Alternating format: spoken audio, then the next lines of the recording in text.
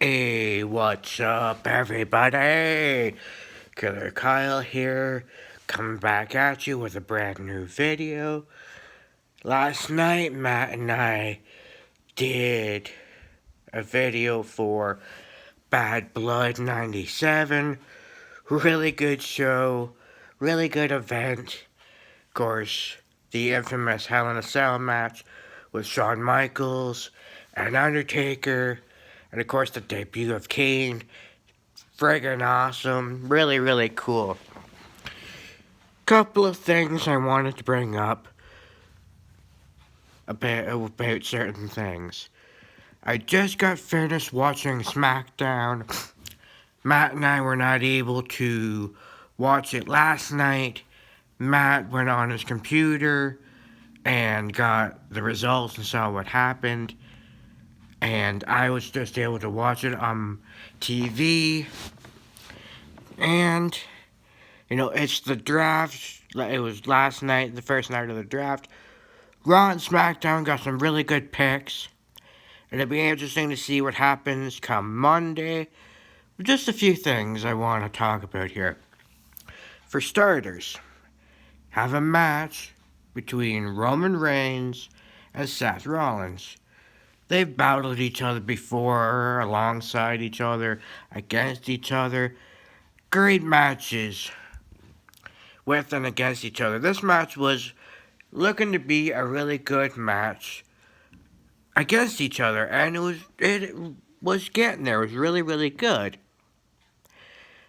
Then all of a sudden, when it looked like Seth Rollins was gonna get the win over Reigns with a curb stomp, here comes Bray Wyatt, the Fiend, and he's puts the mandible claw on Seth Rollins. He came up from underneath the ring, and there's that whole bit, and eventually he ends up pulling Seth Rollins down through the hole in the ring, but Seth Rollins was able to come back up, and then you can see the Fiend staring down Bray Wyatt through the hole, and came back up, and whatever. So it's like, okay, who's going to get the first pick? Raw or SmackDown, because that match would determine whether or not Raw or SmackDown would get the first pick. And it's like, well, the match didn't have a conclusive finish, so who's going to get the first pick, Raw or SmackDown? And they go to commercial, they come back, and it's like, oh, well, Seth Rollins won via disqualification due to interference from the Fiend, so Raw gets first pick, and it's like, wait, what? When in the hell did that become a thing? Since when did it become a reason that, okay, the Fiend got involved in the match, and it calls for a disqualification? Huh? Let me see if I got that right. Seth Rollins, Roman Reigns, Fiend gets involved, Seth wins by a disqualification. Last time I checked, anybody got involved in a match like that, it was basically a no contest. So, when did the rule change? And how long has this been a rule change? Geez, the end of that match is almost as confusing as the end of the match between Seth and the Fiend at Hell in a Cell. Anyways, not getting into that whole shit show again. Another thing I want to bring up. The main event for SmackDown was Charlotte Flair versus Bayley for the SmackDown Women's Championship. It's like, okay, fine, that's cool, whatever. Charlotte and Bayley generally have good matches against each other. They had a fairly good match against each other at Hell in a Cell. They had a really good match against each other at Clash of Champions. Let's see where this goes. So, Charlotte comes out, does her entrance, and then they go to commercial, they come back. Bailey comes out, and she's got the upbeat music and the coat with the arm tassels, and what she had though that you don't really see her with was she was wearing a hood. It's like, okay, whatever. And the Bailey buddies pop up, and then you see her take off the hood and reveal she's got shorter hair now, kind of like down to about here. Not quite, like almost shoulder length, but not quite, just a little above the shoulder. And she takes off the coat, and then you see her grab this like axe handle with like a blade on it, like a saw blade or something, and she starts whacking away at these Bailey buddies. And it's like, okay, take away those Bailey buddies, that's fine. New attitude, new look. And then, get rid of those Bailey buddies for her entrance. Fine, cool, whatever. So the match goes on. And, Bailey's getting really aggressive in the ring with Charlotte. Nothing out of the ordinary there. Charlotte and Bailey have had some really aggressive physical matches against each other. But the end of it results in Bailey winning the Smackdown Women's Championship again. And it's like, okay, you have the Charlotte takes the title from Bailey at Hell in a Cell. Then on last night, you have Bailey take the title back from Charlotte. Smackdown. Not entirely sure I agree with that. It was like Charlotte's 8th, 9th, and now 10th title reigns have been basically short-lived. Why? If you're going to make her a multi-time champion like Ric Flair, John Cena, Triple H, Randy Orton, Edge, so on and so forth, why are these title reigns so short? Doesn't really make much sense. And then after Bailey wins the title, she's celebrating with it, running around the ring and getting up on the announce table and so on and so forth. And then she grabs a microphone and is like, well, bitches, screw you all. And it's like, where the hell is this coming from?